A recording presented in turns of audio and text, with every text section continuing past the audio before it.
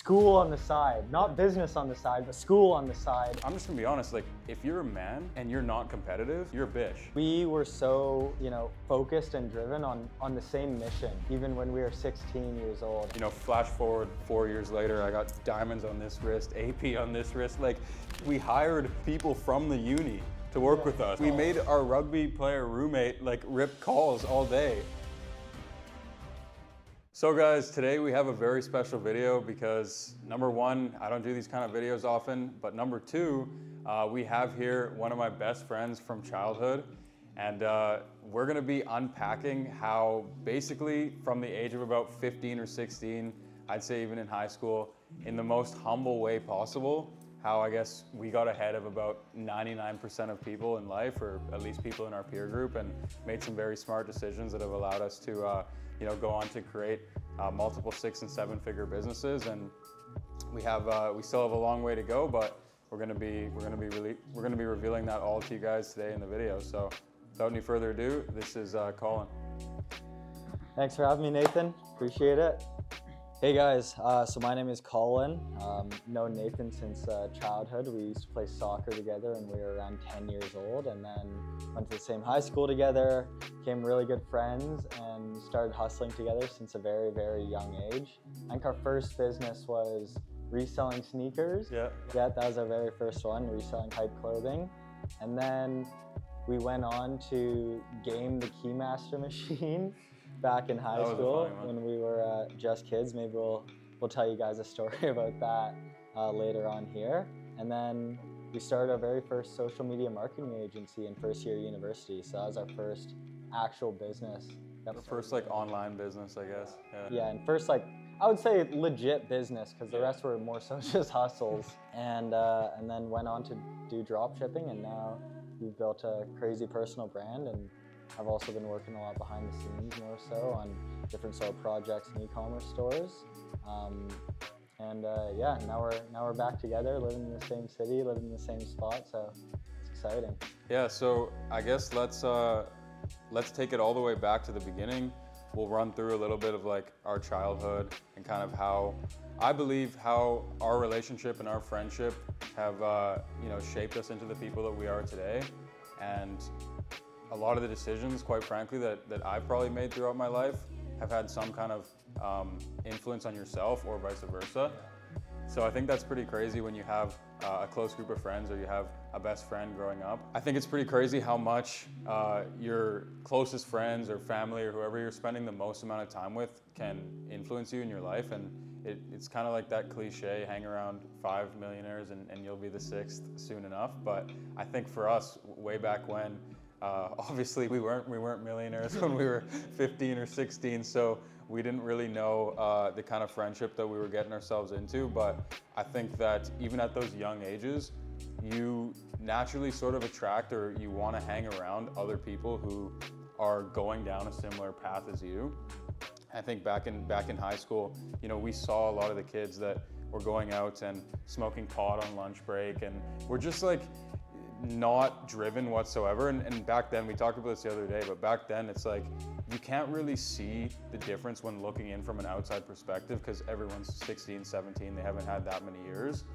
But 4 or 5 years later, you really see the compounding effect of the kids who were focusing, who were putting their head in the books, who were working out, who were living an active lifestyle, or getting involved in learning e-commerce or whatever it is. And now you can see the results so many years later. Yeah, 100%. It's a big compounding thing, and honestly, it was pretty crazy because we were so focused and driven on the same mission almost, even when we were 16 years old, as we are today. And we were kind of both on the same page, and that was through reselling. And it was always kind of nice because we took risks to get together. So it didn't feel as scary when we were so young, starting something brand new. I remember we even tried a YouTube channel at one point. A lot of the clips are being used in your reels now, but we started a YouTube channel way back when. And let's talk about that, because I feel like that's something that's interesting for them, especially people who have been longtime viewers of my channel, to go back and hear about that. So the very first almost business that Nathan and I tried together was a YouTube channel, and we posted more entertainment type of videos, maybe throw up some B-roll somewhere around here. But they're entertainment videos. We did a video on a Keymaster and what we were just interested in at the time, which was designer clothing and reselling and kind of the hype beast sort of movement. Yeah. We were really into that. And that was kind of the first real thing that we started. But in reality, starting a YouTube channel in grade 10 or 11, you know, you're bound to be, you know, made fun of in class. You're bound to, you know, get hate on your videos. I remember we were getting hate on a bunch of our videos by in person and online. Like, it's not an easy thing to do and come out with, but because I feel like we had each other, we are more so willing to, you know, take the heat. You're not alone in all of that. Yeah. We could laugh about it together and, you know, boost each other's morale up if one of us are kind of like, And it was also put some like responsibility, right? I had someone that I was responsible to, you know, show up and make the video, and so were you. So I feel like it was just so good, you know, how we grew up together and how we started all these kind of different businesses together and just didn't really care what other people thought. We were just doing it just to try stuff. And I think, you know, way back then, obviously, like, we're not really making money off of these videos. We're kind of doing like prank videos and like interesting stuff, like going out and shopping and doing outfit challenges, I remember, and all this stuff. But in hindsight, you know, those are some of the best decisions that we had ever made. Like starting that first YouTube channel or starting those first small businesses, because it's not about the success of that exact venture, but it's just about the fact that we tried something and we did it and we stuck to it long enough to build some sort of skills in that realm. And I think even being 16 years old and forcing ourselves to go downtown in the big city and go interview people in public and do all these sorts of things made me the person that I am today and allow me to now confidently speak on camera to you guys. And if it weren't for starting this channel way back in the day, well then more likely I wouldn't have started this channel today a couple of years ago. So all these things that you do when you're young and you're in high school, and if they seem insignificant, they're not, because they're steps in the right direction for your future. Meanwhile, like I was saying before, all the other kids, you know, taking the steps in the wrong direction. They're smoking pot, they're going and partying all the time, they're skipping class and sleeping in, and then now they're maybe on the back of a garbage truck. Yeah. I mean, to each their own though. Like at the end of the day, everyone wants different things in life, and we just wanted, you know, something greater. We wanted to, you know, be living on the 55th floor in an apartment building and driving around in nice cars, right? It's not for everyone, but I think we knew that from a very young age that this is kind of the life that we wanted, and we really wanted something more, and we didn't want average, right? So we couldn't have the same input as everybody else if we wanted a different output as everyone else. So I think that's why we kind of tried so many different things and really kind of just put ourselves out there, and more importantly, outside of our comfort zone. We were willing to try things, we were willing to fail, make ourselves look foolish, right? Like getting 500 views or 200 views on a YouTube video that's about, you know, hype beast shopping and clothing. At one point our channel got removed or demonetized or something. We made a video. Our channel got deleted. We bounced back though, we made a new channel. Which slowly ended up dying out, but you know, it was funny. It was fun at the end of the day, and it was a good time for sure. Yeah, and it's all these things that just led us to more. Cause like, you know, first it was that channel, and then yeah, we started a little bit of a reselling operation. We hired some friends. We also made a lot of friends. Like there were these communities back then where everybody's posting and everybody's reselling and going and buying and selling stuff. I remember we went to conventions. Yeah. And we're like trying to buy stuff on the spot off of people and then flip them like an hour later for a better deal and like that kind of stuff. And you know, back in those days, like it's insignificant money for, you know, the kind of things that we're working with now.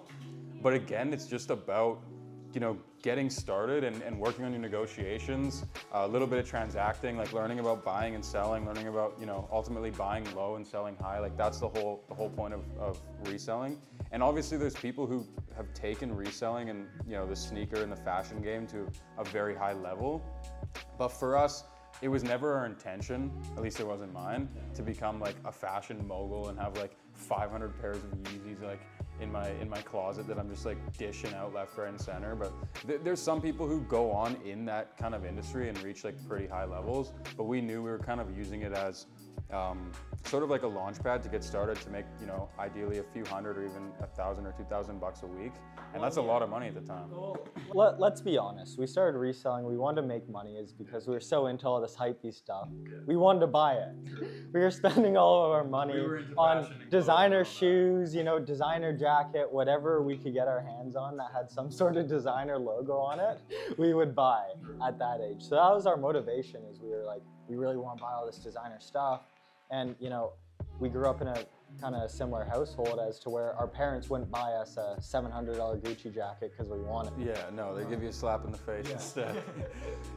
So that was kind of our motivation, you know, starting out our first businesses and why we were actually doing all this stuff. And then, you know, we'd just try to find money-making hacks, which brought us to the Keymaster machine, which we gamed for a while. And I would say we made a decent amount of money off that. Like we probably made, you know, anywhere between like $5,000 in 2 months off of the Keymaster machine. Yeah, and you know, I wish we could say some story like, you know, we made it from the dirt and we were like, you know, on food stamps and we were in the street. Okay, I don't wish that, but like it would sound a lot more drastic compared to like where we are now.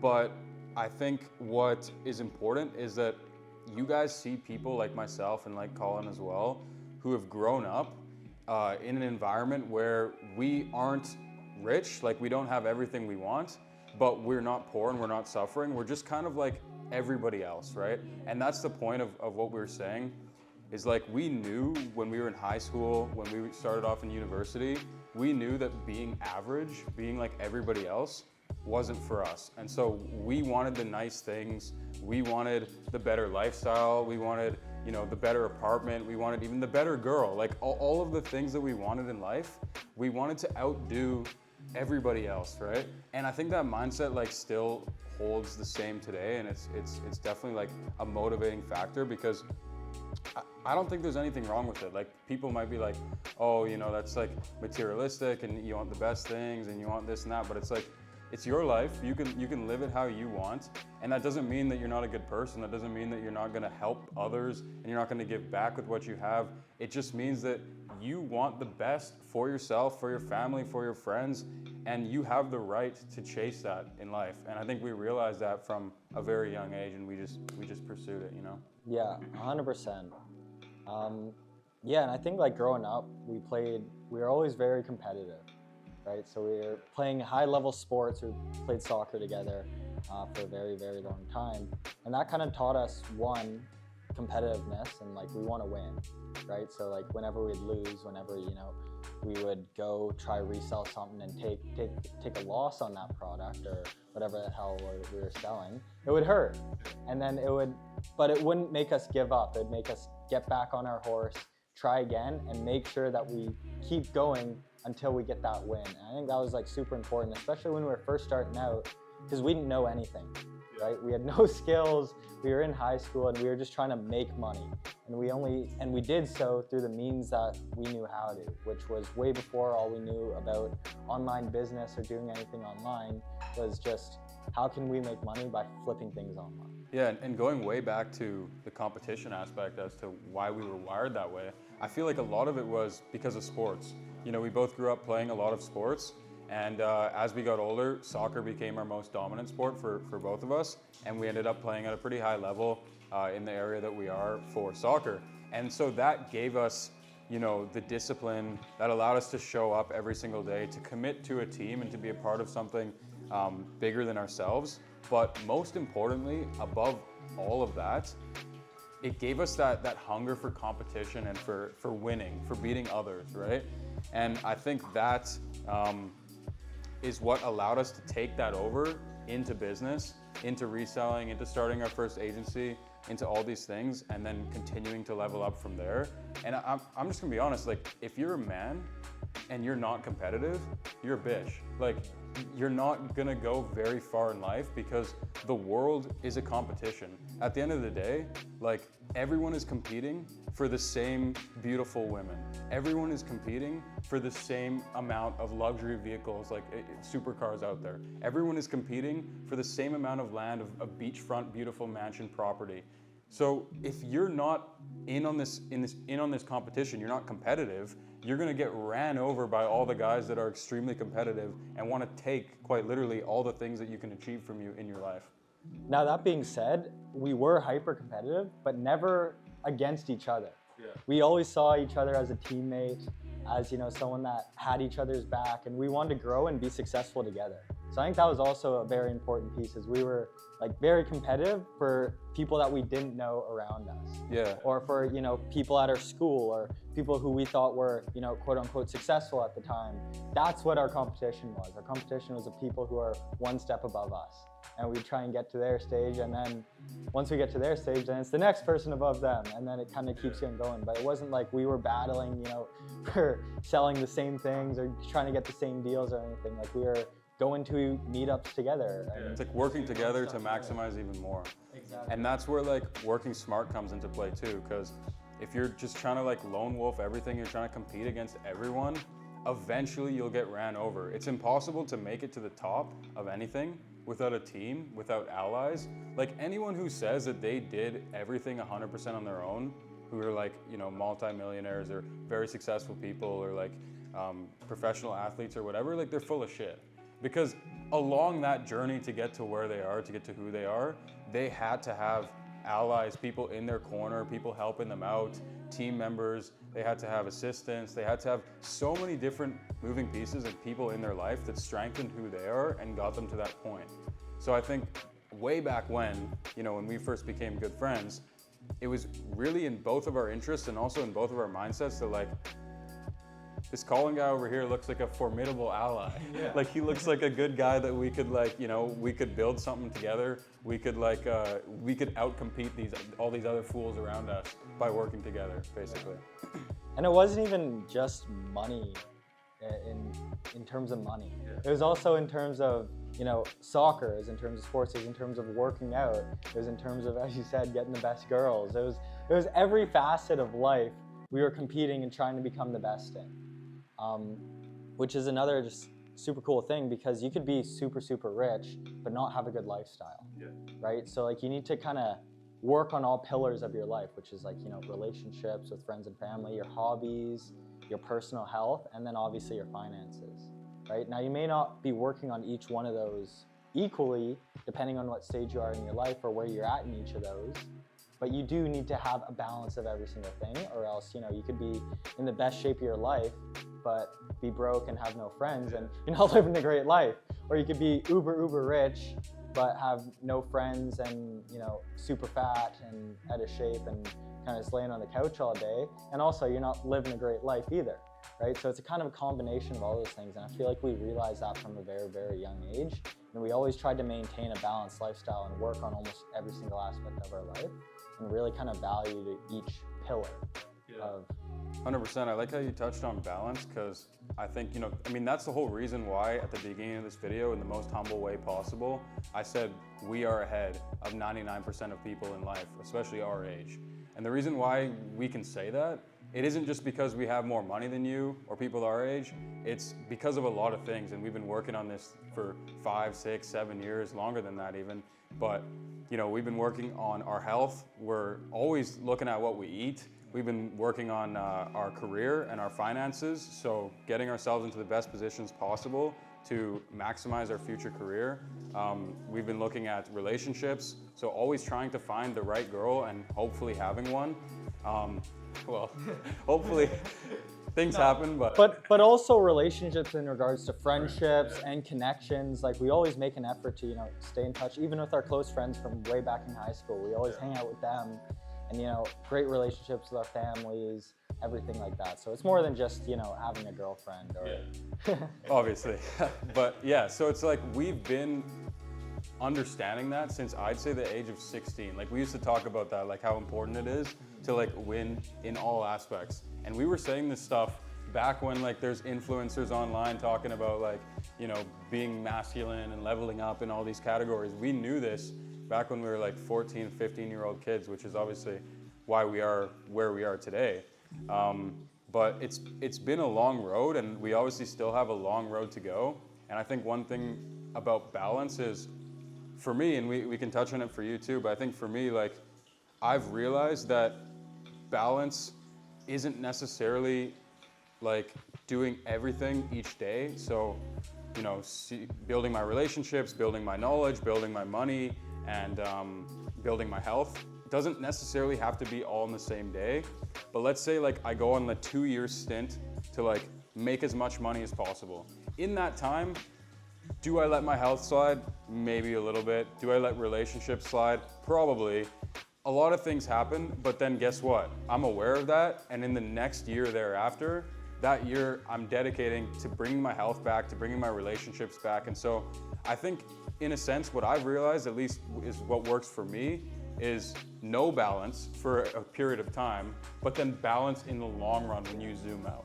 I don't know if you've experienced that. No, 100%. Like you're gonna go through phases of your life, right? So like a phase of your life might be, you know, what everyone calls monk mode nowadays, which is kind of isolating yourself and really focusing on whatever goal you're trying to achieve. So whether that might be working out every single day, doing a crazy sauna and everything like that, eating super clean, or it might be, you know, fully focused on work, right? And during that time, sure, you might let relationships slide a little bit. You might not be, you know, out and about looking for your next girlfriend or whatever, but you're building one facet of your life. And going back to what I said before is like you'll have different phases where you're prioritizing different aspects of your life.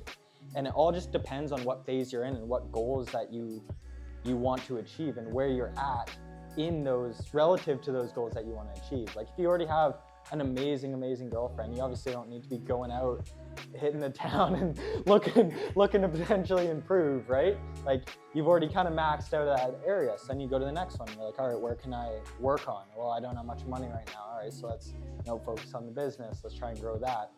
Or, you know, looking a little out of shape. Let's start grinding the gym a little bit, right? So it kind of depends on where you are in each kind of aspect of your life.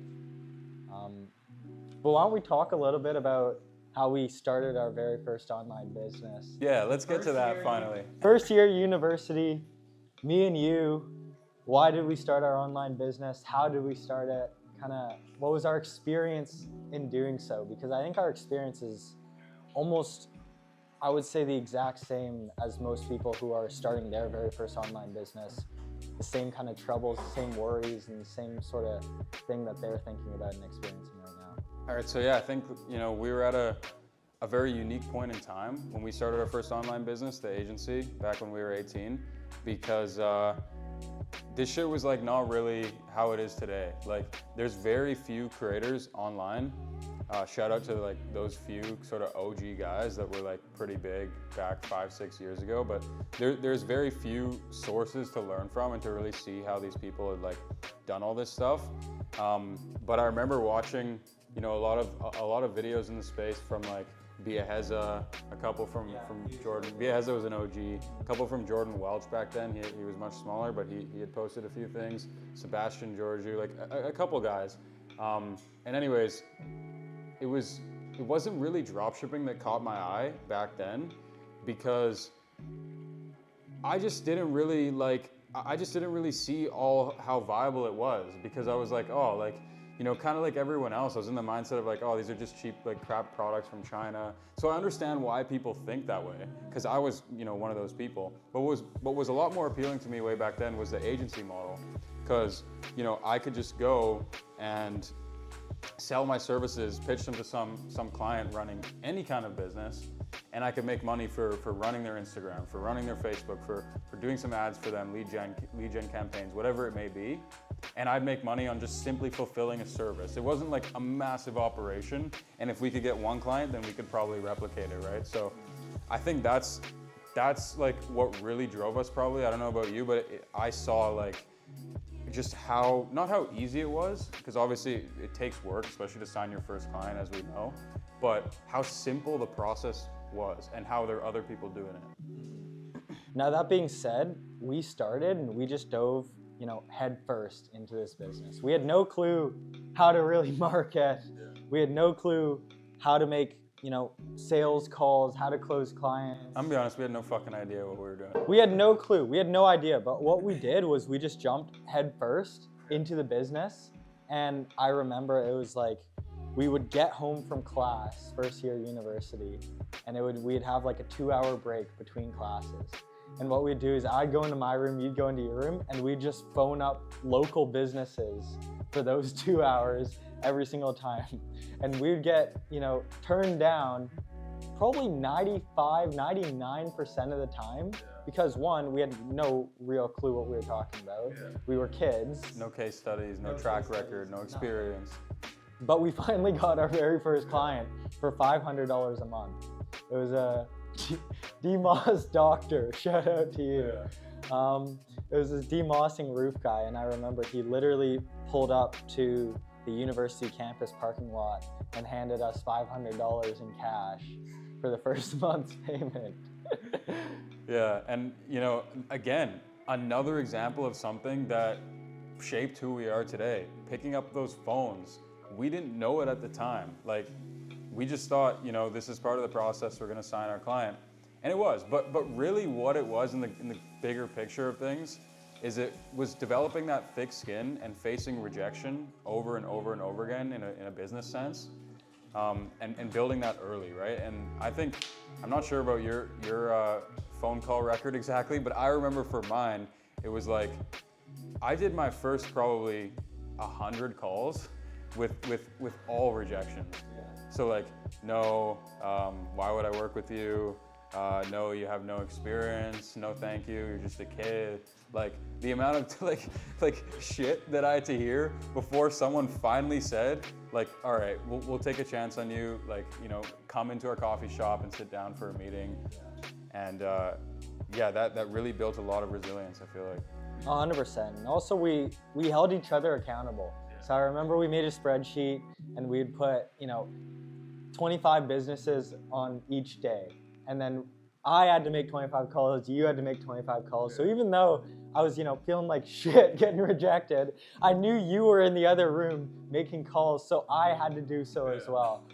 And I think if it was just me by myself, I would have, been like, oh, this doesn't work, it's a scam, yada, yada, no one's gonna buy my service. But like, we held each other accountable.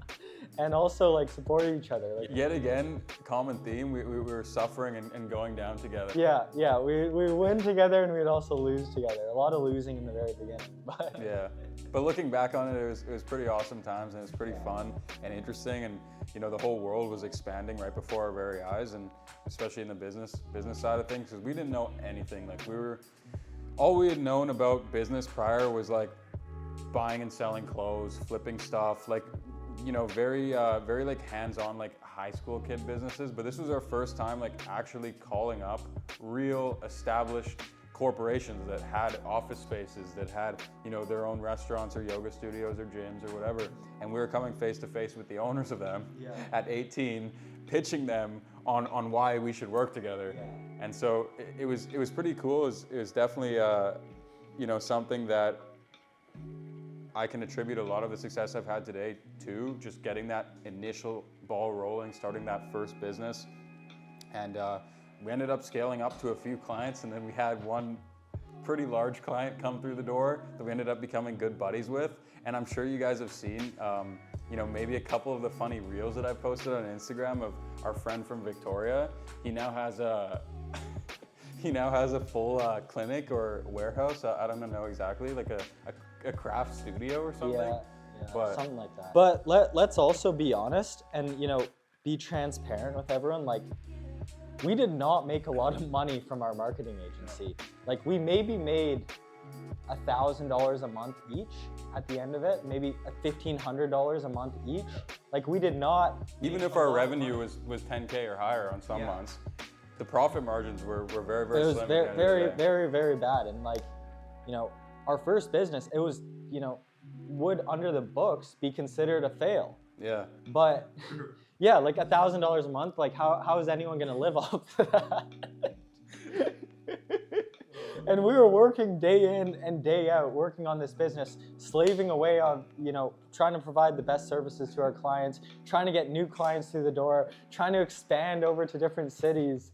And so many memories coming We were back. making like $1,500 to $2,000. We also had expenses, like mad expenses. Like, we hired people from the uni. to work with us. We made our rugby player roommate like rip calls all day, and like we had to pay these guys. Like we were drowning in this business and we were grinding on it. But long story short, even though it was a fail, we were making revenue and we were transacting. We were learning how to run an online business, even though we were fucking up on so many fronts. Exactly. And then, COVID rolled around and absolutely crushed our marketing agency. We essentially lost all of our clients because they all had to shut down their businesses. Yeah. So we got absolutely crushed and we're kind of left, And we were working with a lot of physical businesses as well. We had a gym, a coffee shop, a roofing company. All the worst things for COVID.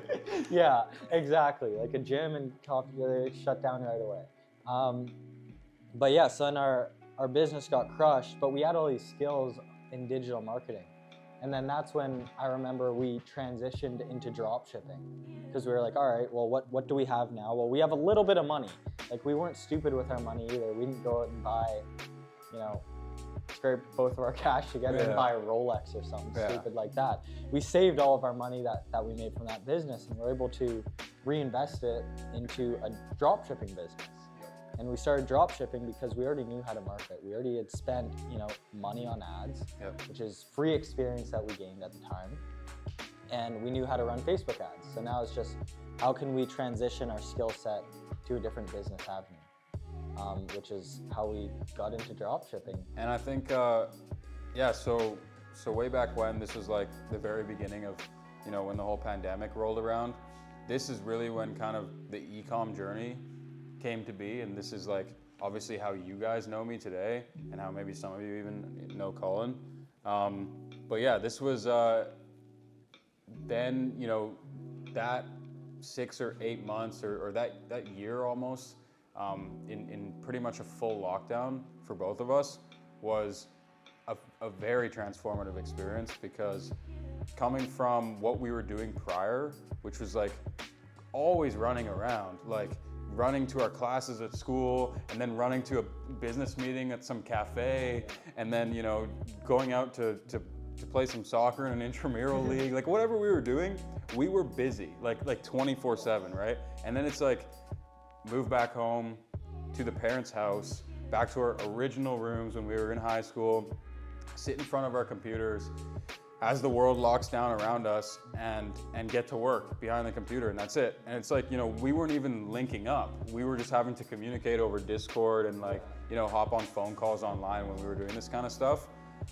But that's really when we started to see some actual money coming in. I mean, back when we were doing the marketing agency, we had revenues, but yet again, it's not enough to go out and spend, start improving your quality of life drastically, versus at this point, 6-8 months into the pandemic and all that, I went out and I bought my first car, and that was pretty cool for me, because prior to that, obviously I couldn't have afforded buying a Range Rover in cash, and I started using some of the money that we were making to improve my own lifestyle. So that was a very cool shift and kind of transitional phase that I think we went through during that time, where it's like, well, this online money stuff, we're actually taking it on from the online world, and we're seeing it manifest into the physical world. And flash forward 4 years later, I got diamonds on this wrist, AP on this wrist, and now we're really seeing it manifest into the physical world. 100%. And it wasn't just we started drop shipping and we just overnight just became pretty successful. We went through a lot of the same, struggles that any new drop shipper would encounter. I remember our very first store that we did together, we sold UV sanitization wands back during COVID.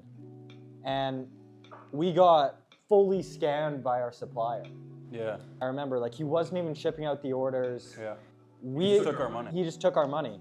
And it was thousands of dollars at the time, which was almost all of our money. So we had to kind of quickly transition. We were ordering products straight from AliExpress, having to type in all the billing info and everything. Yeah, we faced pretty much every single roadblock, hurdle, challenge you could possibly have during this period of time.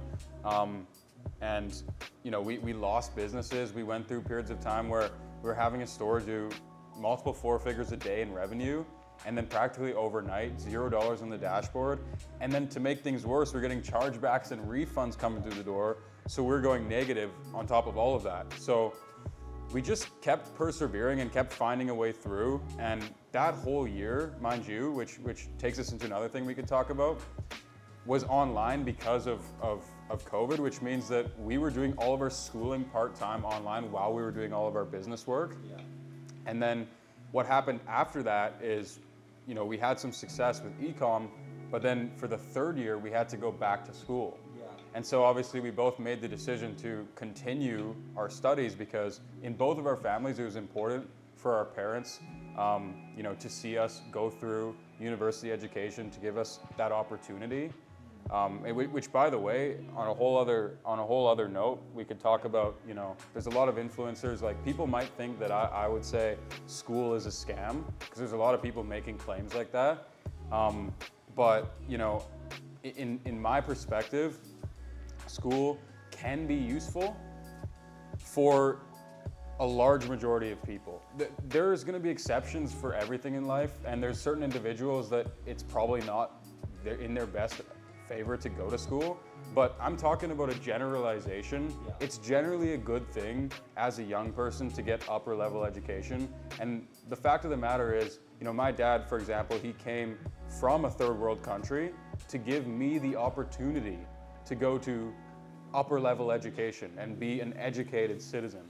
So for me to not take that opportunity that I was given and that my parents worked hard to put me in the position of, and same with you, obviously, that's part of the reason why, you know, parents work so hard their whole life so they can give their kid a good life. And part of giving their kid a good life is giving him access to higher level education, to be an educated citizen. And so for me, at least, like in the 3rd year, it felt disrespectful to just straight up drop out of school. So ultimately, that's like the biggest reason as to why I wanted to continue my education. And so, you know, we both went back to school, and we moved into a new house with a couple of other roommates as well. And maybe you can talk a little bit about our experience in 3rd year, still with business operations, but then also, of course, the school side of things. Well, I mean, a lot of people, and what I think the mindset that people have nowadays, it's like either school or entrepreneur, right? It's one or the other. And I think what a lot of people mistake, and like a very common mistake that I see a lot of people make nowadays, is they might make, you know, their first 100K in revenue online and say, all right, that's, you know, $1 million, 1.2 a year, I'm dropping out. And then, you know, it's on a unsustainable business for the long term. And now you've dropped out of school, made that, you know, quite a large commitment and life choice. And now, you know, you say your business kind of starts going down, which is like most dropshipping businesses. Yeah. And now you're kind of starting from day one again, right? So I think it's all about like de-risking your life as much as humanly possible. And that's kind of the path that I went down, and how I ended up here. Sure, I probably could have expedited, you know, making more money over the past couple of years, or expedited and been living here, you know, a year or two ago if I didn't go to school, right? Because I've fully graduated from university now. I have my degree, and, you know, while at the same time learning all these skills online and also making good money online. So I was able to do it, and honestly, so can you guys. Like, let's be honest, like, was school really that difficult? And like, did it take that much time as to where you couldn't run a side hustle online business also while doing it? No, right? And especially if you're in business school too, like, and you want to be an entrepreneur, you want to be doing this stuff, it should come easy to you. Yes. Especially like if you want to be an entrepreneur and you can't understand the most basic fundamentals of marketing in your university lectures, then I don't know what you're gonna do. Cause like, I feel like university is so watered down, so dumbed down, at least the university that we went to. Like, you know, obviously there's certain classes that we had to take, like calculus and stuff like that, that they're hard, right? Yeah. But when I'm talking about the business in specific classes, like fundamentals of marketing, fundamentals of accounting, like this stuff is so dumbed down that if you can't understand it, how are you gonna go off on your own and build your own business? So it should come easy to you, and you should be able to do school on the side of running a business, I feel like. Yeah, and it's interesting what you just said there. School on the side, not business on the side, but school on the side of running your business. And I think that's what we did while we were in school and also running our businesses was, in class, I'd be sitting there on my laptop, not taking notes, but working on my business, checking out the dashboards, the ads managers, and doing all that stuff. And realistically, I think like a lot of people are just inefficient nowadays. And I think that's why they can't do both of it. But I think if you really, really want to start an online business, don't let school be an excuse as to waiting or not starting. In fact, use it to your benefit. Like if you are in school or you even have a job and you want to start this online business stuff, here's my best recommendation because it worked for me. It's like, do your school 6 hours a day, whatever it is, get home, grind your business. Sorry, it might suck. You might not have time for a lot of social life, a lot of friends, a lot of dates, a lot of whatever, but put in the work.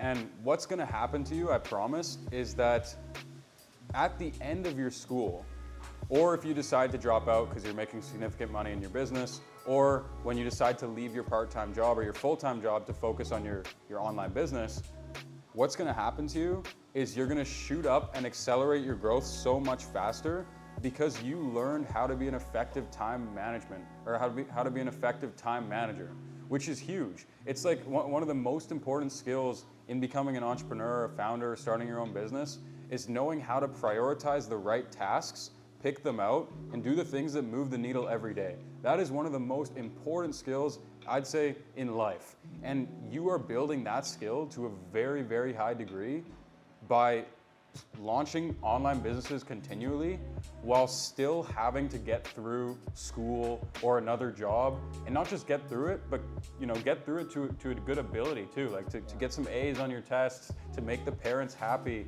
And I think that's what we were doing, is we were getting through all the shit that we didn't want to do, but it was kind of society's path in life. Not only that, but we were doing well in it while still doing all these other things on the side. And then when you remove that at the end of it, what you get is you get a pretty polished character that's able to go out there and succeed a lot more in these entrepreneurial endeavors than somebody else who didn't even have the skill set that was required to be able to manage both at once. And I think that's a good point too. It's like we didn't just get by, like we didn't get C's, get degrees. It wasn't like that. Like we both graduated on honor roll, top of the class in university, and while also simultaneously running an online business. And the only reason how you can possibly do that is if you actually, put in the time, you put in the effort on both facets of life, and you can have both.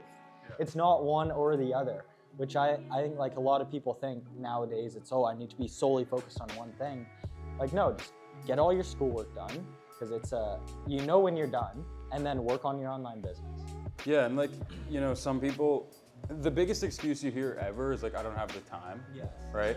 But when you really sit down and dissect every hour of your day, you leave a lot of hours on the table. And what do you do in those hours? You pull out your phone, or maybe it's even just 20 minutes out of each hour, but those 20 minutes are unproductive. And at the end of the day, that adds up to, almost a quarter of your day being thrown out by just scrolling TikTok, by, messing around on Instagram, Snapchatting, doing fucking God knows what on your phone, like scrolling the news. Like you waste a lot of time, and so do I, it's human. But I think during these periods of your life where you're trying to achieve a lot in a very short period of time, you have to have the discipline to delete that TikTok app off of your phone, delete that Instagram app, stop giving time to that buddy of yours who wants to go out to the bar, twice a week.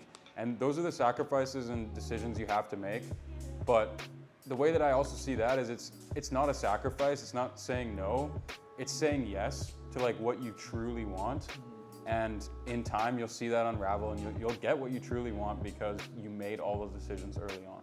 Yeah, and I think like people don't realize this, but it's actually a privilege to have an online business and to work on an online business.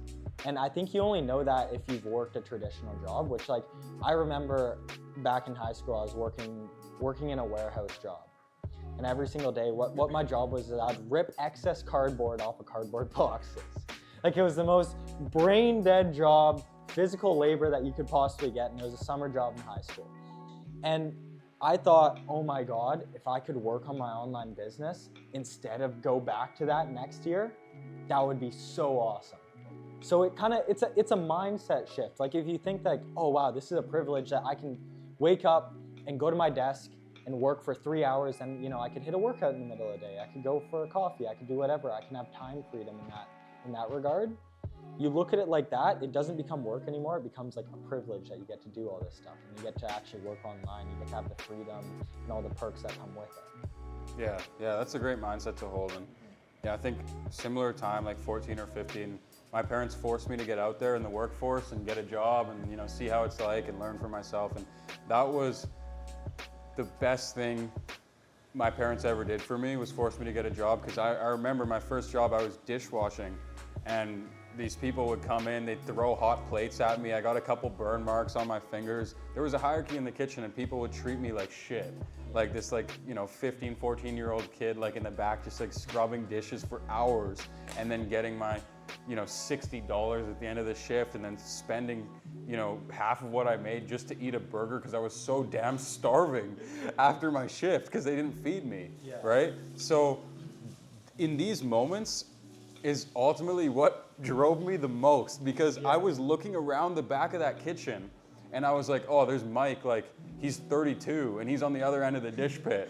Like there's this other guy here, line cook, and he's 40 years old and he makes $15 an hour. And I was thinking, shit, like I could end up like this if I make a series of compounding negative decisions in my life.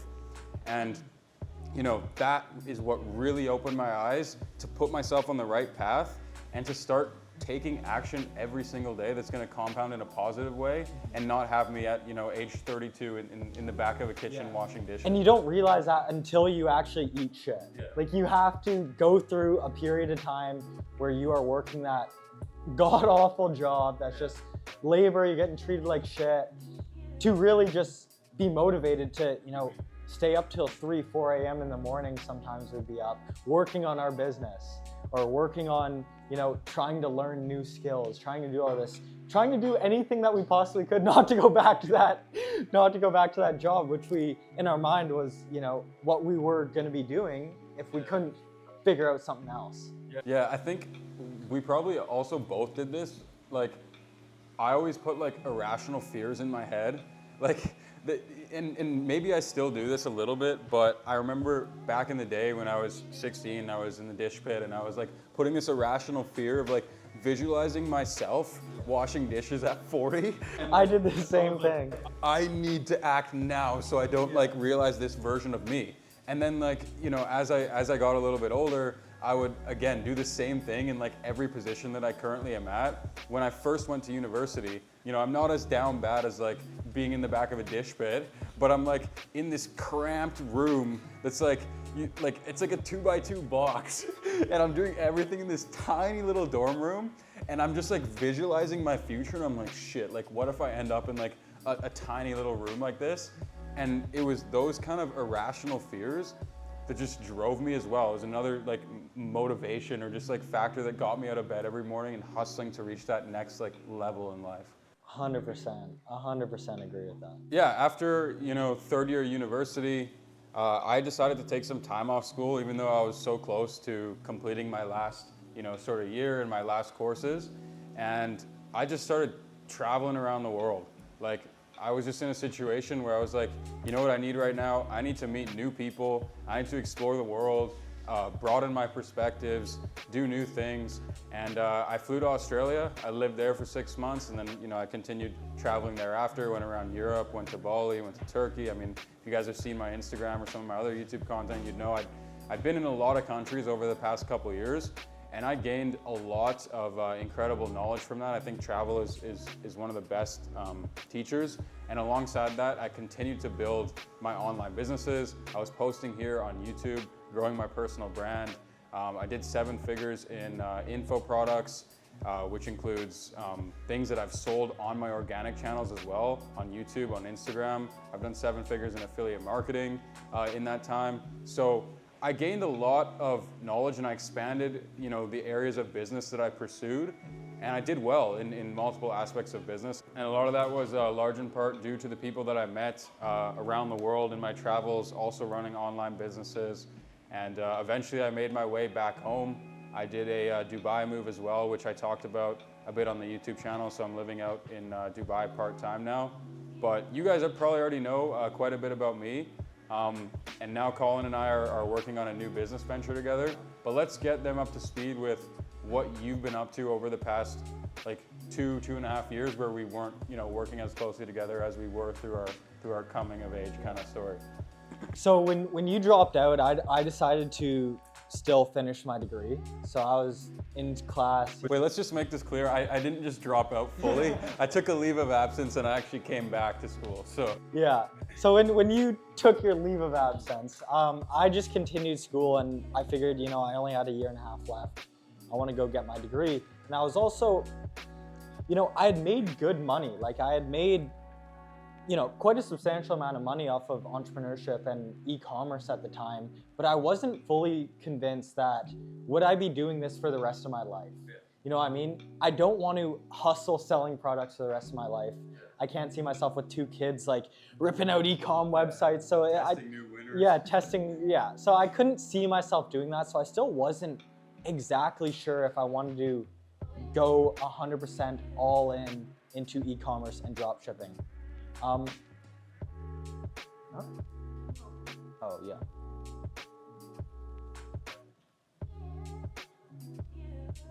What is that, the delivery?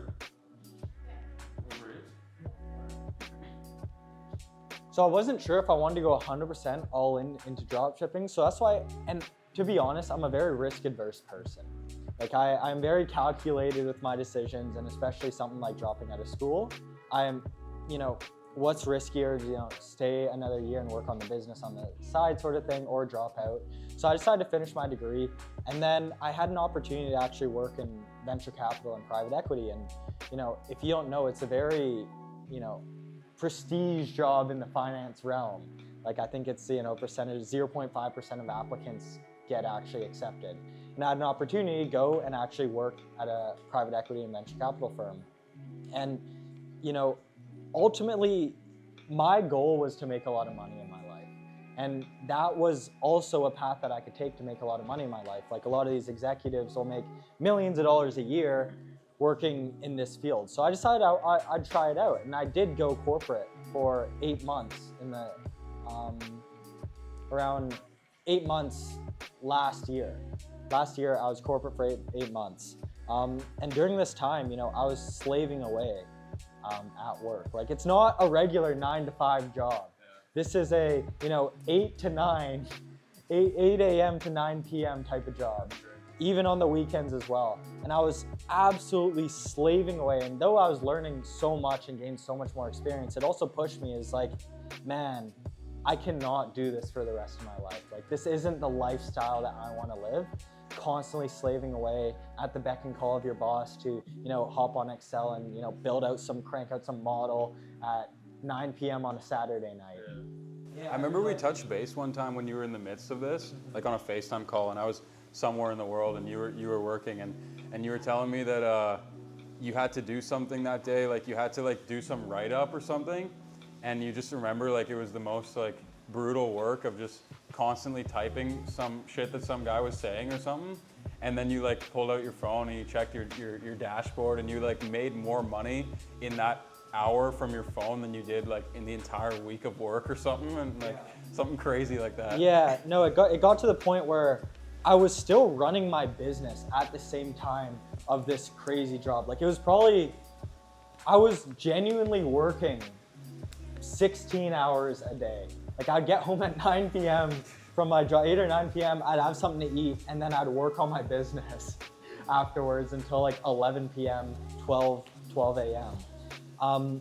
And it got to a point where I had literally made my annual salary in less than a month on my business.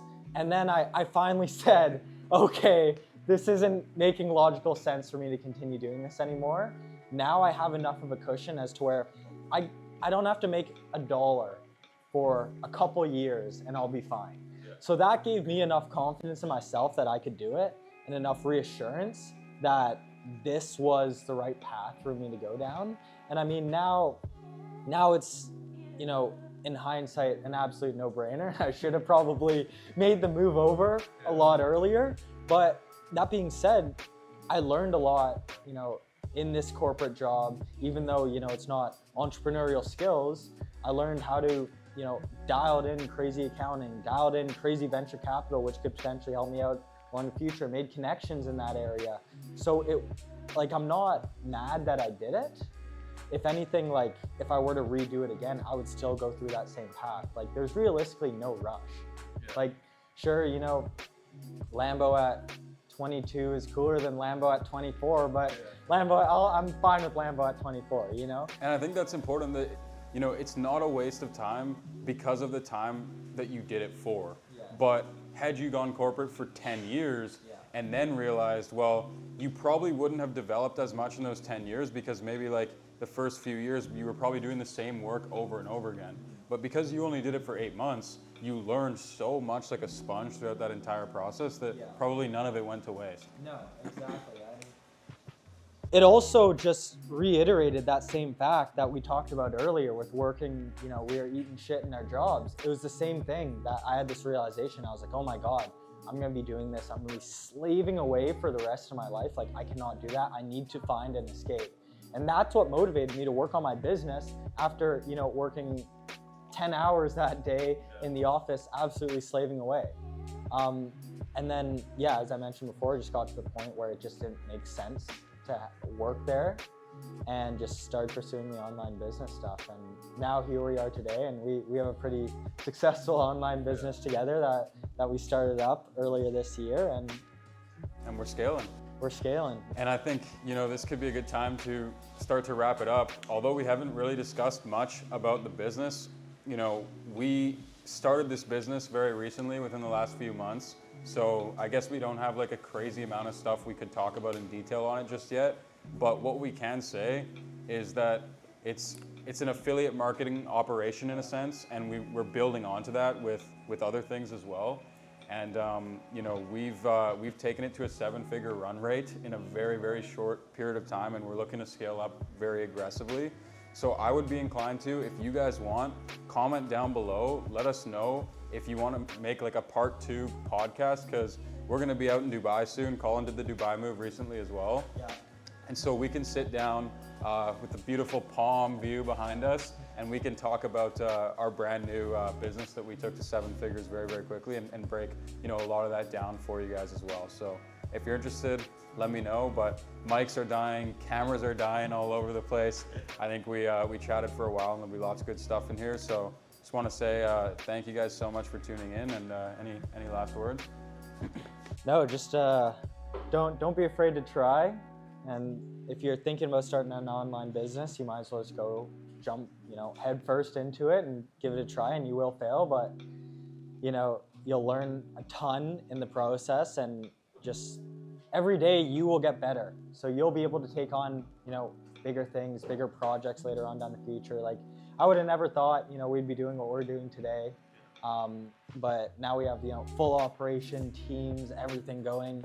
And it all stemmed from, you know, reselling shoes back in high school, or that very first YouTube channel that we were getting clowned on. So yeah, no matter where you're at, just give it your all, and just make sure you're improving each and every single day and working towards your goals, whatever they may be. And ultimately, those results will compound, and maybe we'll see you guys in Dubai someday. Yeah, exactly. We'll be on a yacht with you guys. Anyways, guys, thanks for watching. You know where to find Colin. I'll leave his links down below in the description. We also have a free e-commerce program. We teach you guys everything. We give it out for free. Partnered with Shopify and TikTok. We'll build you a store in less than 10 minutes. Load it with winning products. You know the pitch. You've probably heard it by now. But yeah, go click on all the resource links down below as well. And I'll see you guys sometime soon in the next few days. Peace.